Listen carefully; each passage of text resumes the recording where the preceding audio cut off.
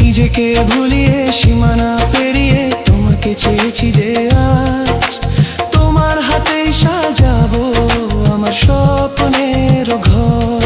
আমি তোমার প্রেমে পড়ে দুনিয়া ভুলে গেছি।